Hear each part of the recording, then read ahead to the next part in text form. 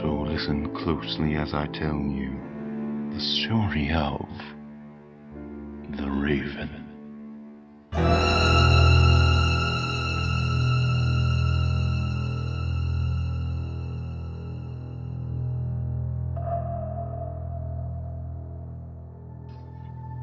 Once upon a midnight dreary, while I pondered, weak and weary, over many a quaint and curious volume of forgotten lore, while I nodded, nearly napping, suddenly there came a tapping, as of someone gently rapping at my chamber door. "'Tis some visitor," I muttered, tapping at my chamber door. Only this, and nothing more. Ah, distinctly I remember, it was in the bleak December, and each separate dying ember wrought its ghost upon the floor. Eagerly I wished the morrow, vainly I had sought to borrow from my books surcease of sorrow, sorrow for the lost Lenore. For the rare and radiant maiden whom the angels named Lenore, nameless here for evermore. And the silken, sad, uncertain rustling of each purple curtain thrilled me, filled me with fantastic terrors never felt before, so that now, to still the beating of my heart, I stood repeating, "'Tis some visitor entreating entrance at my chamber door. Some late visitor entreating entrance at my chamber door. This it is, and nothing more." Presently my soul grew stronger, hesitating then no longer. "Sir," said I, "or madam, truly your forgiveness I implore. But the fact is I was napping, and so gently you came rapping, and so faintly you came tapping at my chamber door, that I scarce was sure I heard you here. I opened wide the door. Darkness there, and nothing more. Deep into that darkness peering, long I stood there, wondering, fearing, doubting, dreaming dreams no mortal ever dared to dream before. But the silence was unbroken, and the darkness gave no token, and the only word there spoken was the whispered word, "Lenore." This I whispered, and an echo murmured back the word, "Lenore." Merely this, and nothing more. Back into the chamber turning, all my soul within me burning, soon again I heard a tapping somewhat louder than before. "Surely," said I, "surely that is something at my window lattice. Let me see then what thereat is, and this mystery explore. Let my heart be still a moment, and this mystery explore. 'Tis the wind, and nothing more." Open here I flung the shutter, when, with many a flirt and flutter, in there stepped a stately raven of the saintly days of yore. Not the least obeisance made he, not a minute stopped or stayed he, but with mien of lord or lady, perched above my chamber door, perched upon a bust of Pallas, just above my chamber door, perched and sat, and nothing more.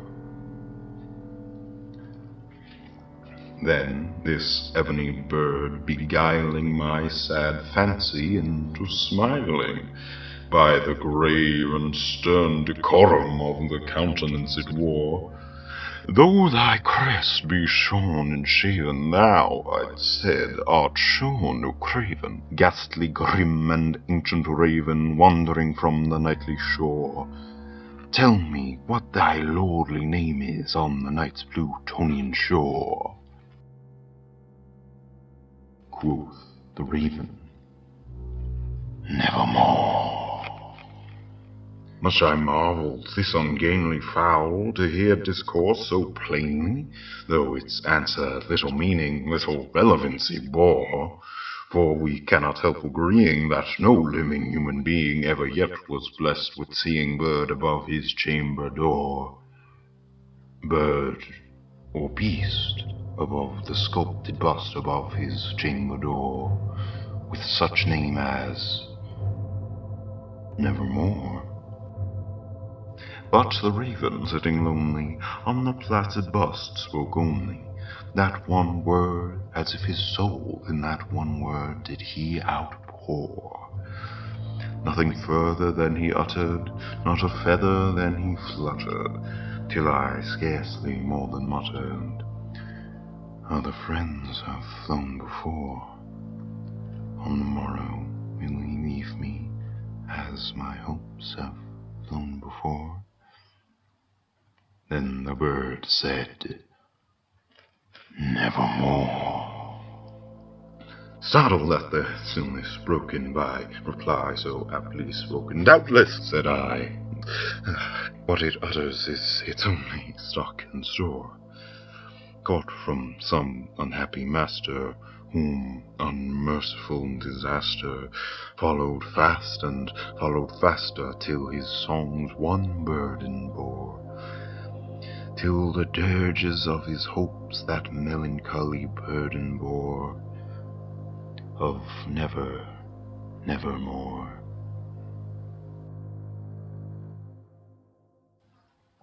But the raven, still beguiling all my sad soul into smiling, straight I wheeled a cushioned seat in front of bird and bust and door. Then upon the velvet sinking, I betook myself to linking fancy unto fancy, thinking what this ominous bird of yore, what this grim, ungainly, gaunt, and ominous bird of yore meant in croaking nevermore. This I sat engaged in guessing, but no syllable expressing to the fowl whose fiery eyes now burned into my bosom's core. This and more I sat divining, with my head at ease reclining on the cushion's velvet lining that the lamplight gloated o'er, but whose velvet violet lining with the lamplight gloating o'er she shall press, nevermore.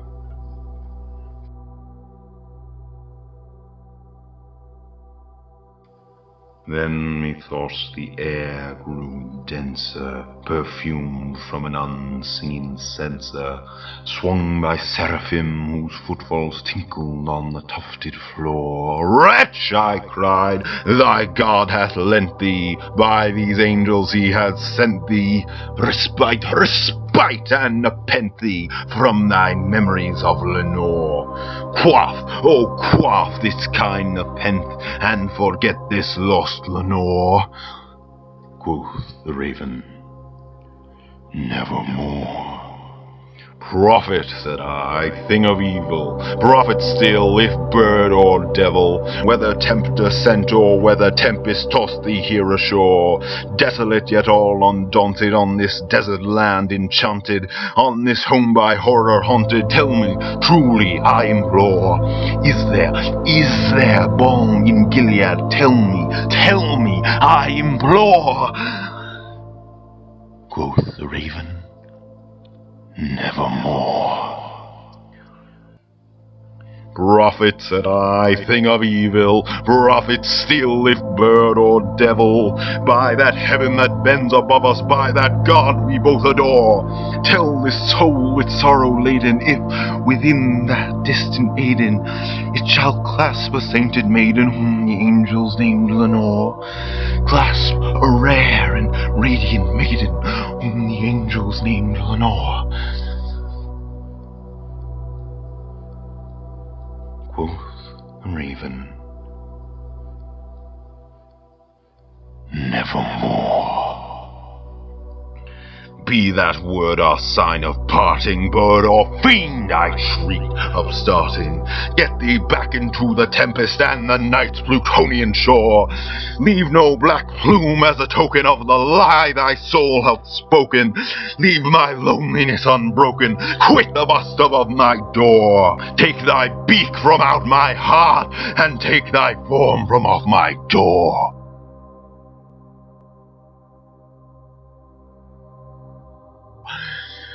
Quoth the raven,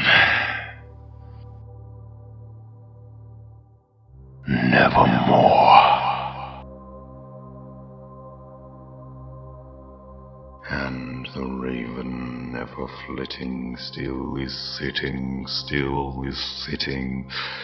on the pallid bust of Pallas just above my chamber door. And his eyes have all the seeming of a demon's that is dreaming, and the lamplight o'er him streaming throws his shadow on the floor. And my soul from out that shadow that lies floating on the floor shall be lifted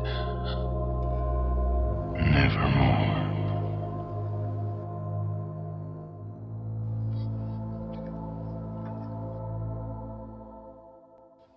That was The Raven by Edgar Allan Poe.